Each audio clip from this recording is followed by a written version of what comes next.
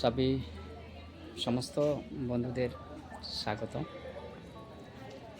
নদিয়া বিহারী সন্দেশ চ্যানেলে সবাইকে স্বাগত জানাচ্ছি। তো বিশেষ এক প্রশ্ন, গত কিছু সময় যাবৎ আমরা দেখতে পাই ফেসবুকে খুব চলছে।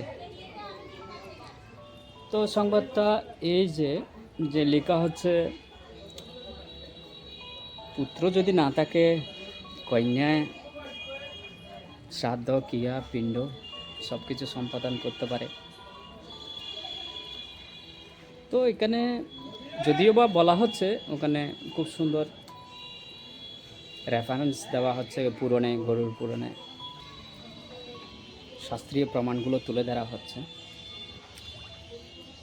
তো শাস্ত্রের আসলে বিভিন্ন যে প্রমাণাদি, শাস্ত্রের যেই নির্দেশ, সেটা এক স্তরের ব্যক্তির জন্য নয়, বা সব নির্দেশ সবার জন্য একই নয়।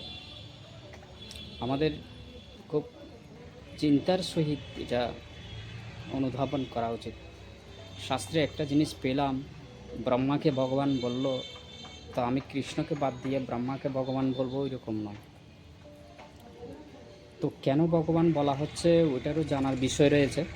তো সে প্রেক্ষিতে আজকে ছোট্ট সমাধান আমার বন্ধুদের আমি দেওয়ার চেষ্টা করব। আমাকে অনেক কমেন্ট করেছে, আমাকে প্রশ্ন করেছে যে এইভাবে যে শাস্ত্রের কথাগুলো বলা হচ্ছে, আসলে এগুলো কতটুকু আমাদের জন্য প্রযোজ্য বা যুক্তিসঙ্গত।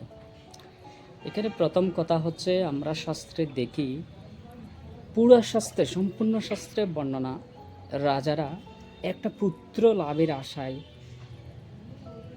কত না কী করেছে। তো কন্যা কেন আশা করেনি? জিনিসটা এভাবে হয়, সেক্ষেত্রে আমাদের এই জিনিসটা খুব দক্ষতার সহিত বিবেচনা করা উচিত। যাদের পুত্র আছে তাদের কর্ম অনুসারে, যাদের কন্যা আছে তাদের কর্ম অনুসারে কন্যা আছে, যাদের নেই তাদের কর্ম অনুসারে নেই। এটা কারো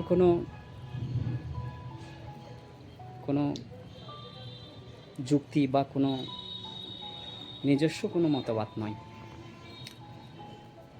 তো আমরা দেখি, পুত নামক নরক থেকে উদ্ধার করার জন্যই, পুত্রের জন্যই রাজারা কাতর হয়েছিলেন। আমরা